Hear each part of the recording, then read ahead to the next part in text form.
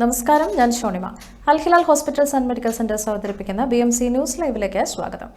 വിശദമായ വാർത്തകളിലേക്ക്. സിറിയയ്ക്ക് മേലുള്ള സാമ്പത്തിക ഉപരോധം നീക്കാനുള്ള യൂറോപ്യൻ യൂണിയന്റെ തീരുമാനത്തെ സ്വാഗതം ചെയ്ത ബഹ്റൈൻ ആധുനിക സിറിയൻ രാഷ്ട്രം കെട്ടിപ്പടുക്കുന്നതിനും സ്ഥിരതയ്ക്കും സമൃദ്ധിക്കും വേണ്ടിയുള്ള ജനങ്ങളുടെ ആഗ്രഹങ്ങൾ നിറവേറ്റുന്നതിനുമുള്ള ഒരു നല്ല ചുവടുവയ്പായി തീരുമാനത്തെ കണക്കാക്കുന്നുവെന്ന് ബഹ്റൈൻ വിദേശകാര്യ മന്ത്രാലയം വ്യക്തമാക്കി.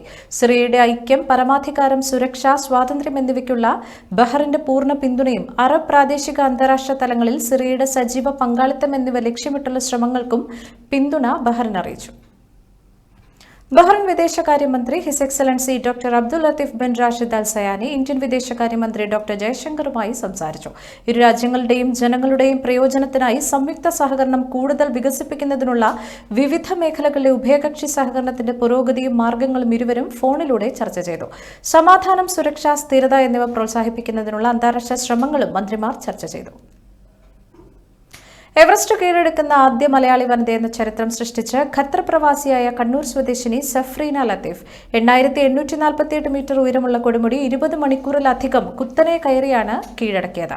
ഒരു മാസത്തോളം നീണ്ട കഠിനമായ ദൌത്യത്തിനൊടുവിൽ മെയ് 18 ഞായറാഴ്ച രാവിലെ നേപ്പാൾ സമയം 10:25 എവറസ്റ്റ് കൊടുമുടി തൊട്ടുകൊണ്ട് സഫ്രീന ചരിത്രം കുറിച്ചത്. ഈ നേട്ടത്തോടെ എവറസ്റ്റ് കൊടുമുടി കീഴടക്കുന്ന ഖത്തറിൽ നിന്നുള്ള ആദ്യ ഇന്ത്യൻ പ്രവാസി വനിതയും കേരളത്തിൽ നിന്നുള്ള ആദ്യ വനിതയുമായി അവർ മാറി. BMC ന്യൂസിൽ ഇനിയൊരു ഇടവേള.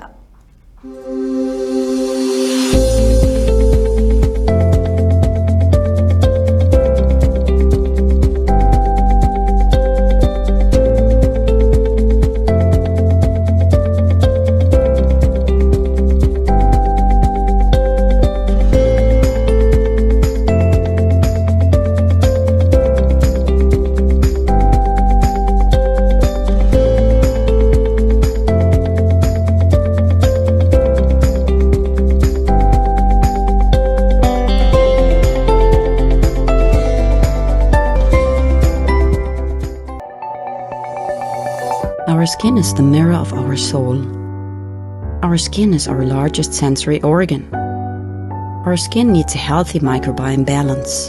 This is regulated by its pH value, which protects the skin from pathogens, cold and ultraviolet rays.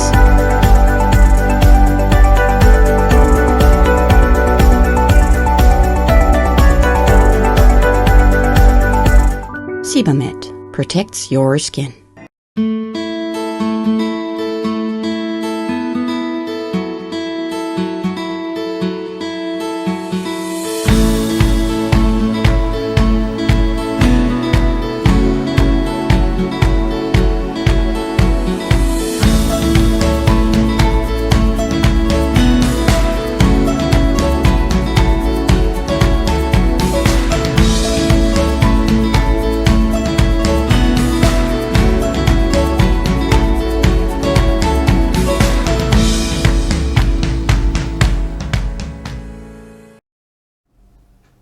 BMC ന്യൂസിലേക്ക് വീണ്ടും സ്വാഗതം.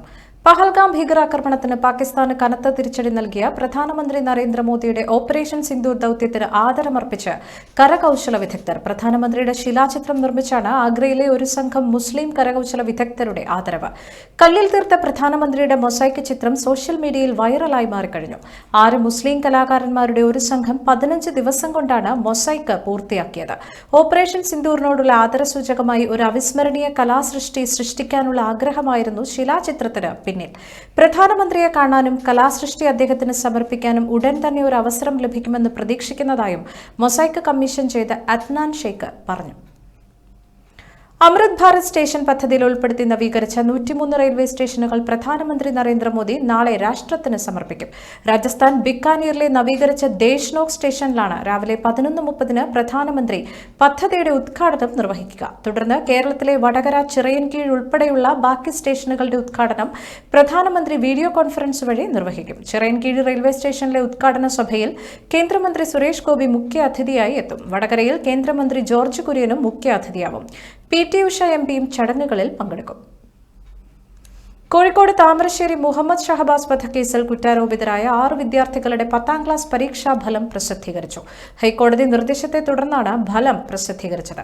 കേസിൽ കുറ്റാരോപിതരായ പ്രതികൾക്ക് +1 പ്രവേശനത്തിനായി അപേക്ഷിക്കുന്നതിൽ തടസ്സമില്ലെന്നും കോടതി വ്യക്തമാക്കി. എന്നാൽ കോടതി പറഞ്ഞതുകൊണ്ടാണ് അനുസരിച്ചതെന്ന് വിദ്യാഭ്യാസ മന്ത്രി വി ശിവൻകുട്ടി പ്രതികരിച്ചു. ഇന്നലെയാണ് ഫലം പ്രസിദ്ധീകരിച്ചത്. കുറ്റവാളികളുടെ SSLC ഫലം പ്രസിദ്ധീകരിക്കരുതെന്നാവശ്യപ്പെട്ട് ഷഹബാസിന്റെ പിതാവ് ഇക്ബാൽ ബാലാവകാശ കമ്മീഷനെ സമീപിച്ചിരുന്നു. ക്രിമിനൽ ഗൂഢാലോചന നടത്തിയ കുട്ടികളുടെ പരീക്ഷാഫലം തടഞ്ഞുവെച്ചത് സമൂഹത്തിന് സന്ദേശമെന്ന നിലയിലാണ്. അതിനെ മറികടന്ന് ഫലം പ്രസിദ്ധീകരിക്കുന്നത് ആരെ സംരക്ഷിക്കാനാണെന്ന് പിതാവ് ബാലാവകാശ കമ്മീഷൻ അയച്ച പരാതിയിൽ ചൂണ്ടിക്കാട്ടിയിരുന്നു. എന്നാൽ വിദ്യാർത്ഥികളുടെ പരീക്ഷാഫലം എങ്ങനെയാണ് തടഞ്ഞുവെക്കാൻ സാധിക്കുകയെന്ന് കോടതി ചോദിച്ചു. കുറ്റകൃത്യവും പരീക്ഷാഫലവും തമ്മിൽ ബന്ധമില്ലല്ലോ എന്നും കോടതി ചോദിച്ചിരുന്നു. കേരളത്തിൽ 4 ദിവസത്തിനുള്ളിൽ കാലവർഷം എത്തുമെന്ന് കാലാവസ്ഥാ നിരീക്ഷണ കേന്ദ്രം. അടുത്ത 5 ദിവസം കേരളത്തിൽ ശക്തമായ മഴയുണ്ടാകുമെന്നാണ് കാലാവസ്ഥാ നിരീക്ഷണ കേന്ദ്രത്തിന്റെ മുന്നറിയിപ്പ്. കർണാടക ഗോവ തീരത്തിന് മുകളിൽ ചക്രവാത ചുഴി രൂപപ്പെട്ട സാഹചര്യത്തിൽ അറബിക്കടലിൽ ന്യൂനമർദ്ദ സാധ്യതയും നിലനിൽക്കുന്നു. ഇത് തീവ്ര ന്യൂനമർദ്ദമായി ശക്തി പ്രാപിക്കും. ഈ വാർത്തയോടുകൂടി ഇന്നത്തെ BMC ന്യൂസ് ലൈവിൽ മലയാളം വാർത്തകൾ പൂർണ്ണമാകുന്നു. ശുഭരാത്രി.